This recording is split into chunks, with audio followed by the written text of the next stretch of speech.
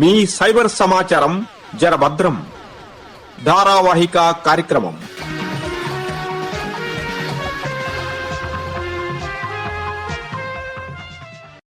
శ్రోతలకు నమస్కారం.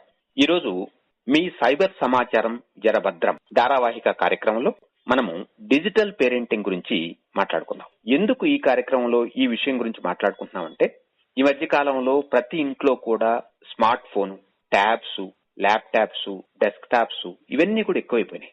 ఇంట్లో ఉన్నటువంటి ప్రతి పిల్లవాడు కూడా ఈ ఇంటర్నెట్ లో రకరకాల అంశాలకు సంబంధించి కానీ, క్లాసెస్ సంబంధించి కానీ, సినిమాలకు సంబంధించి కానీ చాలా ఎక్కువగా వాడుతూ ఉన్నారు.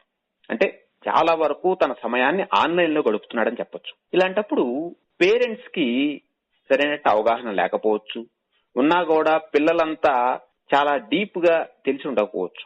అందువల్ల తల్లిదండ్రులకు దీనికి సంబంధించి ఎలాంటి అవగాహన ఉండాలి, అసలు డిజిటల్ పేరెంటింగ్ అనేది ఏ విధంగా ఉంటే బాగుంటుంది అనే అంశం గురించి ఈరోజు మనం సీడాక్ ISCA ప్రాజెక్ట్ లో ప్రాజెక్ట్ మెంబర్ గా ఉన్నటువంటి శ్రీమతి సిమి పరుచూరు గారిని పలకరించి ఈ విషయాలన్నీ కూడా మనం అడిగి తెలుసుకుందాం. సిమి పరుచూరు గారు నమస్కారం అండి. నమస్కారం అండి సుధాకర్ గారు. మేడం, మీరు ISCA ప్రాజెక్ట్ మెంబర్ గా ఉన్నారు, ఎన్నో కార్యక్రమాలు పాల్గొని ఉంటారు. ముఖ్యంగా తల్లిదండ్రులకు ఈ డిజిటల్ పేరెంటింగ్ సంబంధించి చాలా చాలా విషయాలు మీ దగ్గర నుంచి తెలుసుకుందాం అనుకున్నామండి. తప్పకుండా అండి. మొదట అసలు ఇప్పుడున్నటువంటి డిజిటల్ టెక్నాలజీ యుగంలో పిల్లల మీద ఈ డిజిటల్ టెక్నాలజీ ప్రభావం అనేది ఏ విధంగా ఉంటదంటారు? మీరు చూస్తున్నట్టయితే కనుక ప్రస్తుతం మనం ఉన్న సమాజంలో ఇది పూర్తిగా కూడా డిజిటల్ సమాజంగా మారిపోయింది అని చెప్పడానికి మనకి ఎటువంటి సందేహం లేదు. పొద్దుట లేచిన దగ్గర నుంచి ప్రతి ఒక్క పనికి కూడా మనం డిజిటల్ పరంగా మొబైల్స్ ని, ల్యాప్టాప్స్ ని, ట్యాబ్స్ ని వాడటం అనేది జరుగుతుంది. ఇలా మనం తల్లిదండ్రులు ఇవన్నీ వాడుతున్నప్పుడు వాళ్ళు ప్రతిరోజు పేరెంట్స్ ని ఆ డిజిటల్ డివైసెస్ వాడుతూ చూసినందు మూలాన వాళ్ళకి అది అలవోకగా వాడటం అనేది వచ్చేస్తున్నది. ఇలా వాడటం వలన వాళ్ళకి రెండు విధాలైన ఉపయోగాలు అలాగే నష్టాలు కూడా ఉంటున్నాయి. ఉపయోగాలలో చూసుకున్నట్టయితే కనుక ఇటువంటి అడ్వాన్స్ టెక్నాలజీ ఉండడం వల్ల చాలా ఉపయోగాలు కూడా ఉన్నాయి. వాటిలో కొన్ని ఏంటంటే కనుక చాలా రిసోర్స్ఫుల్ కంటెంట్ ఉంటున్నది. ఎంతో జ్ఞానం సంపాదించుకోగలిగినంత కంటెంట్, వాళ్ళకి తెలుసుకోగల ఇన్ఫర్మేషన్ మనకి చేతి వేళ్ళకి మన ఎదురుగుండా, అంటే 4 బటన్ టైప్ చేస్తే మనం ఏ విషయాన్నా తెలుసుకోగలిగే పరిస్థితి ఇప్పుడు ఈ టెక్నాలజీ వల్ల మనకు ఉన్నది. ఆ ఇన్ఫర్మేషన్ మనం తెలుసుకోవడం అనేది చాలా ఉపయోగకరమైన విషయం. పిల్లలు ఎన్నో విషయాలను ఇంత క్రితం నేర్చుకోలేని వాళ్ళు ఇప్పుడు తేలికగా సులువుగా నేర్చుకోగలుగుతున్నారు. కమ్యూనికేషన్ కూడా వేరే వాళ్ళతో మాట్లాడడం కూడా చాలా తేలిక అయిపోయింది. ఎంతో దూరంలో ఉన్న వాళ్ళని పలకరించడం, మాట్లాడుకోవడం, వాళ్ళతో కమ్యూనికేషన్ పెంచుకోవడం అనేది ఈజీ అయిపోయింది. ఈ మధ్య చూస్తున్నట్టయితే స్కూల్స్ లో టీచర్స్ అన్ని హోంవర్క్స్, వాటి మెటీరియల్స్ అన్ని కూడా పిల్లలకి షేర్ చేస్తున్నారు. ఇది పాజిటివ్ ఎఫెక్ట్స్ అయితే కనుక నెగిటివ్ ఎఫెక్ట్స్ వచ్చేటప్పటికి డిజిటల్ డివైస్ యూసేజ్ లో కంట్రోల్స్ కనుక లేకపోయినట్టయితే, మానిటరింగ్ కనుక లేకపోయినట్టయితే కనుక పిల్లలకి మనం ఇప్పుడు ప్రస్తుతం చూస్తున్న వాటిల్లో చాలా డిసడ్వాంటేజెస్ ని ఫేస్ అవుతున్నారు, నెగిటివ్ ఎఫెక్ట్స్ ని ఫేస్ అవుతున్నారు.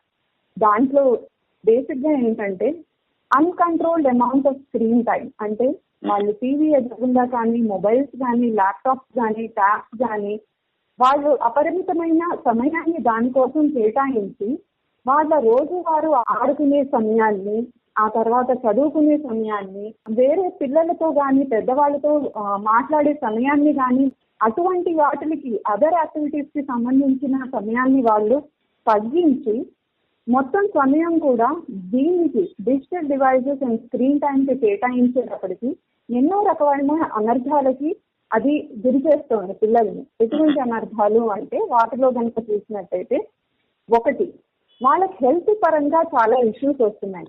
ఎలాగంటే కళ్ళు స్ట్రెయిన్ అవ్వటము, ఐసైట్ తగ్గటము, వాళ్ళకి వెన్ను సమస్యలు రావటము, మజిల్ స్టిఫ్నెస్ రావటము, రియల్ టైం ఇంటరాక్షన్ అంటే నిజ జీవితంలో అందరితోనూ ఎలా ఇంటరాక్ట్ అవ్వాలి, ఎలా కమ్యూనికేషన్ పెంచుకోవాలి, ఏదైనా ఛాలెంజెస్ గనక వచ్చినట్టయితే గనక వాటిని ఎలా ఎదుర్కొని మనం దాటుకుని రావాలి, చుట్టుపక్కల వారితో ఎలా కమ్యూనికేషన్ పెంచుకుంటూ వాళ్లతో ప్రేమపూర్వకంగా ఎలా సంబంధాలు పెంచుకోవాలి అనే ఆస్పెక్ట్స్ కూడా వీళ్ళకి ఏంటంటే కొరవడుతున్నాయి. ఇవన్నీ కూడా ఏంటంటే negative effects of the digital technologies గా మనం పరిగణించవచ్చు. ఇప్పుడు తల్లిదండ్రులు కూడా మరి మామూలుగా అయితే పిల్లలు సరిగ్గా చదివిస్తున్నారా లేదా, మంచి స్కూల్లో చేర్చారా లేదా, వాళ్ళకి ఆరోగ్యం బాగుందా లేదా అనేది అంతకుముందు పేరెంటింగ్ గా ఉండేది. అవును. కానీ ఇప్పుడు డిజిటల్ టెక్నాలజీ వచ్చిన తర్వాత వాళ్ళ బాధ్యతలు ఏదన్నా మారినాయి అంటారా? వాళ్ళ రెస్పాన్సిబిలిటీస్ కొత్త ఏదన్నా తెలుసుకోవాలంటారా? అవునండి. ఇంత క్రితం ఏంటంటే గనక మన చిన్నతనంలో మన పేరెంట్స్ ఏంటంటే గనక బేసిక్ గా వాళ్ళకి కావాల్సిన బేసిక్ ఎమ్యూనిటీస్, దాంతో పాటుగా మనకి కావాల్సిన కొంతవరకు ఎలా చదువుకుంటే మంచిది, ఏ విధంగా వెళ్తే మంచిది అన్న గైడెన్స్ గనక మనకి ఇచ్చినట్టయితే గనక అది సరిపోయేది. అవును. కానీ ఇప్పుడు పేరెంట్స్ ఏంటంటే వాటితో పాటు వర్చువల్ వరల్డ్ అంటే ఇంటర్నెట్ అంతర్జాలంలో పిల్లలు గడుపుతున్న సమయంలో వాళ్ళకి అదొక ప్రపంచం అయిపోయింది. ఆ ప్రపంచంలో వాళ్ళు గడుపుతున్న సమయం ఏదైతే ఉందో దాంట్లో వాళ్ళు ఎటువంటి థ్రెట్స్ ఎదుర్కొంటున్నారు, ఎటువంటి ప్రాబ్లమ్స్ ఎదుర్కొంటున్నారు, ఆ తర్వాత ఆ పర్యవేక్షణ, ఆ నియంత్రణ, ఆ మానిటరింగ్ కూడా పిల్లల మీద పేరెంట్స్ ఉంచుకోవాల్సిన అవసరం ఎంతగానో పెరిగింది. ఎందుకంటే దీనివల్ల దుష్పరిణామాలు చాలా ఎక్కువగా ఉంటున్నాయి ఈ మధ్య. సో బేసిక్ గా ఏంటంటే గనక కరెంట్ డిజిటల్ ఏజ్ లో వచ్చేసేటప్పటికి పేరెంట్స్ కి ఇంత క్రితంకి మళ్ళీ పిల్లలకి కావాల్సిన వస్తువులని అమర్చడము, వాళ్ళకి ఏది చదువుకుంటే మంచిది, ఎలా వెళితే మంచిది అన్న కొంత గైడెన్స్ ఇవ్వడము మటుకే కాకుండా ఈ వర్చువల్ వరల్డ్ లో ఇంటర్నెట్ అంతర్జాలంలో వాళ్ళు గడిపే సమయాన్ని ఏ విధంగా వాళ్ళు గనక గడిపినట్టయితే గనక వాళ్ళకి సేఫ్ గా ఉంటుంది, వాళ్ళు ఎటువంటి థ్రెట్స్ ని ఫేస్ కాకుండా ఉంటారు అనే విషయాన్ని వాళ్ళ పిల్లలకి తెలియజెప్పవలసిన అవసరం ఎంతగానో పెరిగింది. దానితో పాటు ఇప్పుడు ఉన్న న్యూక్లియర్ ఫ్యామిలీస్ లో ఒక తల్లి, తండ్రి, ఆ తర్వాత పిల్లలు మటుకు ఇప్పుడున్న న్యూక్లియర్ ఫ్యామిలీస్ చిన్న కుటుంబాలుగా తయారైంది. ఇటువంటి కుటుంబాలు ఉండేటప్పటికీ వాళ్ళకి ఎంతగానో వాళ్ళ ఇమోషనల్ అండ్ మెంటల్ నీడ్స్ ని కూడా తల్లిదండ్రులు కనిపెట్టుకుని ఉండి వాళ్ళు ఎటువంటి స్ట్రెస్ కి గురవుతున్నారు, దానిలో ఈ డిజిటల్ పరంగా వాళ్ళు అనుభవించే ఇష్యూస్ ఏంటి, వీటన్నిటి గురించి కూడా తల్లిదండ్రులు అవగాహన పెంచుకుని పిల్లలకి ఆ నాలెడ్జ్ ని పెంచుతూ వాళ్ళకి ఒక సపోర్ట్ సిస్టమ్ అనేది క్రియేట్ చేయవలసిన అవసరం ఎంతగానో పెరిగింది. సో ఈ డిజిటల్ ఏజ్ లో పేరెంట్స్ రోల్ అనేది ఎంతగానో ఏంటంటే కనుక మారుతూ వస్తోంది. దీన్ని పేరెంట్స్ అర్థం చేసుకుని వాళ్ళు ఏంటంటే దానికి తగ్గట్టుగా వాళ్ళ స్కిల్స్ ని పెంచుకుంటూ ఉండాలి. సిమి పరచూరి గారు నమస్కారం అండి. నమస్కారం అండి.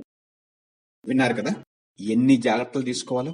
మళ్ళీ వచ్చే కార్యక్రమంలో మరిన్ని విషయాలు తెలుసుకున్నాం. నమస్తే, మీ సుధాకర్ రెడ్డి.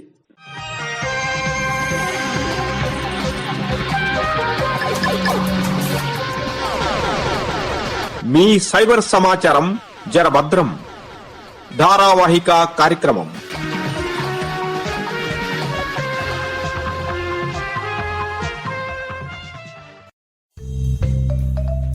నిర్వహణ ఎన్ సుధాకర్ రెడ్డి.